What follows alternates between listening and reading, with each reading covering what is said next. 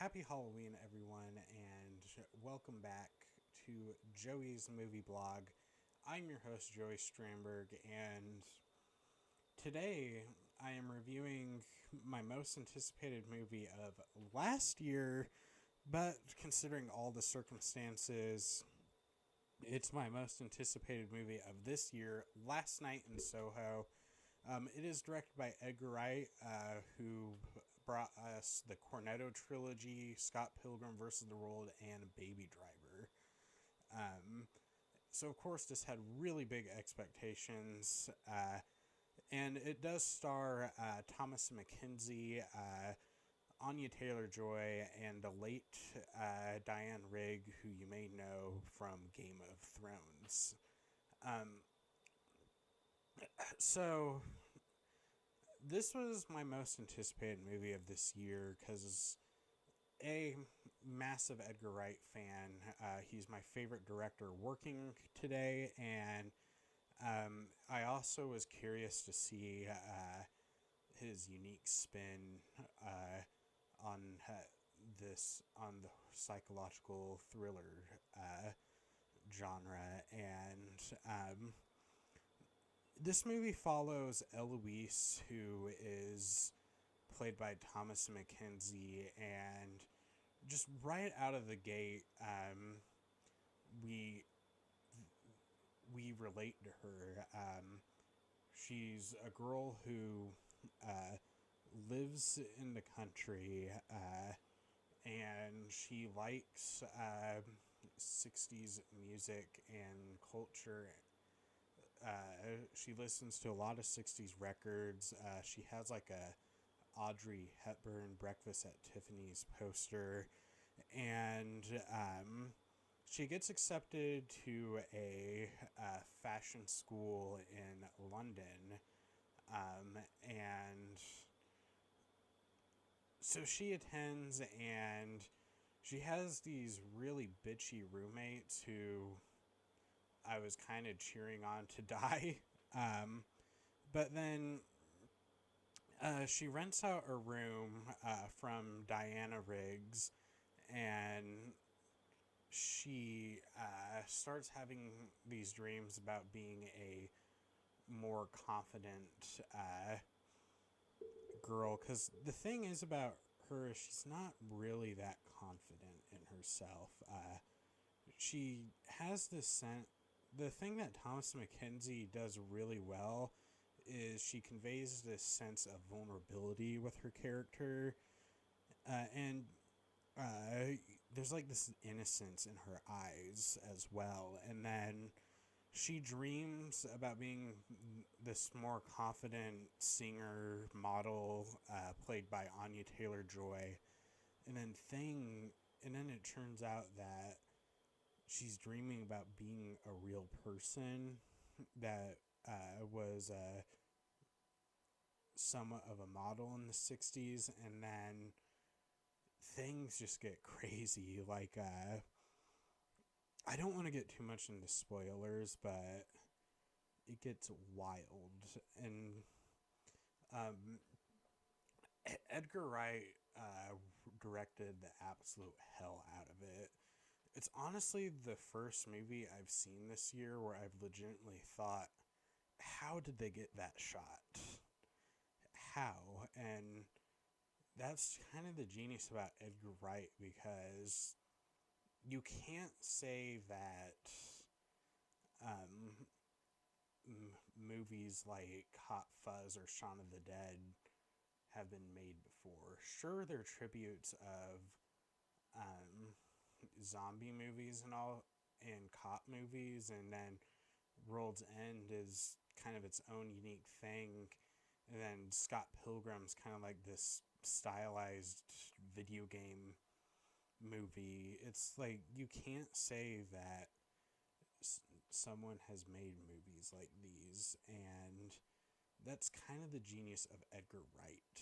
And the way he shot this movie was fantastic. There's this one dance scene where it's just like a one take, and it's switching between Anya Taylor-Joy and Thomasin McKenzie, and I watched the kind of behind the scenes of how they made that, and holy crap, like, that had to have taken lots of preparation. And then, of course, it is a bit of a trippy movie but it's the type of trippy movie where it sets up a mystery, and then it makes you interested to see where the movie is going. Um, and Diana Rigg plays the landlady, and for a last performance, what a way to go out. She went out with a bang. She delivered some unsettling moments, and then the last scene really pulled at my heartstrings a little bit. I won't get into specifics. I do plan on doing a spoiler talk once the Blu-ray comes out. I'm doing a commentary on it, but yeah, holy, like, there's just so much to unpack here. And then Matt Smith plays like this guy who Anya Taylor-Joy, well, Thomas McKenzie, her character dreams, Anya Taylor-Joy, and then Anya Taylor-Joy has a relationship with Matt Smith's character, and he knew how to go with the charm and the creep factor, and yeah. And then there's this character named John. I can't think of who the actor is, but he did a really good job, and I was really fascinated with his character. And then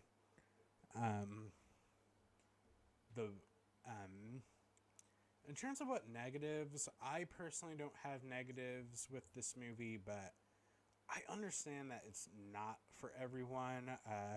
I know a few people that were disappointed with this movie, but this is the type of movie I've been kind of craving for this year.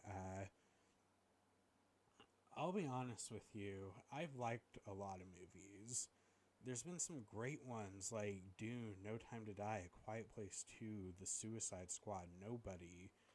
But then you got movies like Dear Evan Hansen, Tomorrow War, Cosmic Sin, Thunder Force that made me question, like, what is this really the future of the film industry? And it saddens me that this movie has only made $4 million at the box office, because I want to see more directors take risks like this. But yeah, I'm giving this movie a 10 out of 10. This is my favorite movie of the year, and there's not really any competition. Yes, I loved a lot of movies this year, but this movie really takes the cake for movies this year.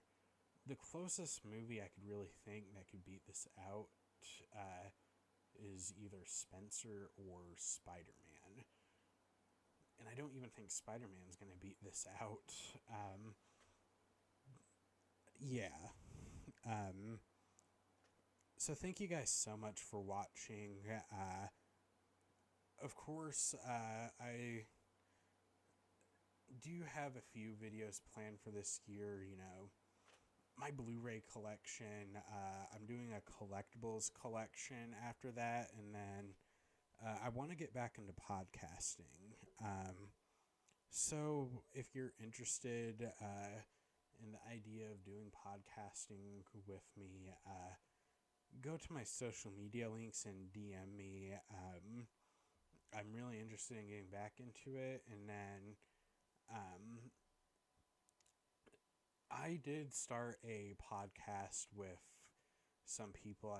Another podcast that I with my film group chat, and we. So if you want to know my thoughts on on the new Suicide Squad movie, and if you want to see the unaired, uh, the unaired pilot of our podcast that we recorded, like a year ago, a year ago, and I'll leave a link in the description. And yeah, thank you guys so much for watching. I do want to get my thoughts out on some movies that I want to talk about. Um, and yeah, this is amazing. Like, you guys are amazing, and I will see you guys next time.